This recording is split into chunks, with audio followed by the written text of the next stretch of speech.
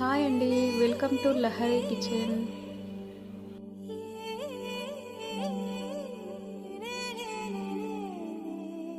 కడిగి నానబెట్టుకున్న పెసరపప్పు, కట్ చేసి పెట్టుకున్న బీరకాయ ముక్కలు, పచ్చిమిర్చి, వంకాయ, టమాటాలు, ఆనియన్, పొటాటో, ఇవన్నీ చూడండి.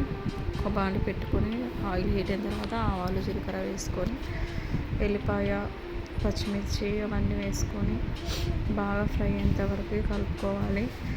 ఫ్రై అయిన దాంట్లో పచ్చిమిర్చి అవన్నీ వేసుకొని బాగా ఫ్రై చేసుకోవాలి. అవి బాగా కొంచెం ఫ్రై కాగానే అందులోకి ఆలు వేసుకోవాలి. ఆలు వేసుకొని ఆలు కొంచెం ఫ్రై అయ్యేంత వరకు కలుపుతూనే ఉండాలి. ఆలు ఫ్రై అయిన తర్వాత బీరకాయ ముక్కలు వేసుకోవాలి.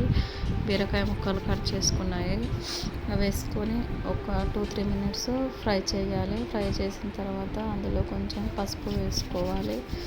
పసుపు వేసుకొని కొంచెం సాల్ట్ వేసుకోవాలి. సాల్ట్ వేసుకొని బాగా ఒకసారిలో కలిపేసేయాలి. బీరకాయ, పెసరపప్పు, వంకాయ, ఆలు కర్రీ ఇది చాలా బాగుంటుంది టేస్ట్. ఇలా ఒకసారి వెజిటేబుల్ పప్పు ఇట్లా చేద్దామని అనుకున్నాను. చాలా బాగుంది పప్పు అయితే. సాల్ట్, పసుపు వేసుకున్న తర్వాత ఈ వెజిటేబుల్స్ బాగా కుక్ అయ్యాయి. కుక్ అయిన దాంట్లో ఇప్పుడు మనము టమాటాలు, వంకాయ ముక్కలు వేయాలి. వేసి ఒకసారి బాగా కలిపేసుకోవాలి. వంకాయలు, టమాటాలు ఈ మొత్తం వెజిటేబుల్స్ బాగా ఉడికేలాగా కలిపేసుకోవాలి. ఉడికిన ఒక 1-2 మినిట్స్ మూత పెట్టి ఉడకనివ్వాలి.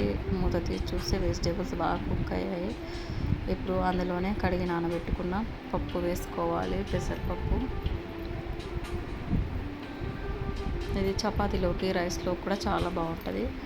పప్పు వేసుకొని ఇది మొత్తం ఒకేసారి కలిపేసుకోవాలి. అందులోనే కరివేపాకు, కొత్తిమీర వేసుకోవాలి. కొత్తిమీర, కరివేపాకు, కొంచెం సాల్ట్ వేసాను. వేసుకొని బాగా ఇలా కలిపేసుకొని ఒక 2 మినిట్స్ మూత పెట్టి ఉంచేసుకోవాలి. అంతే అండి, వెజిటేబుల్స్ పెసరపప్పు రెడీ అయిపోయింది. చపాతీలోకి, రైస్లోకి చాలా బాగుంటుంది ఈ పప్పు. ఒకసారి ట్రై చేయండి. సింపుల్గా ఇంట్లోనే చేసుకోవచ్చు. చాలా బాగుంటుందండి. పిల్లలు కూడా చాలా ఇష్టంగా తింటారు. ఇలా దీన్ని పక్కకి సాంబారు, పప్పు ఇట్లా ఏదైనా చేసుకోవచ్చు. చూడండి ఎంత కలర్ఫుల్గా ఉంది ఈ ప్లేట్ అయితే. ఇంట్లో ఉన్న కొన్ని కర్రీస్ కూడా వేసాను. మార్నింగ్ మా పాప లంచ్ బాక్స్లోకి టమాటో రైస్ చేశాను. సూపర్ ఉందండి. Thank you. మా ఛానల్ని కొత్తగా చూసేవారైతే సబ్స్క్రైబ్ చేసుకోండి friends. Thank you for watching.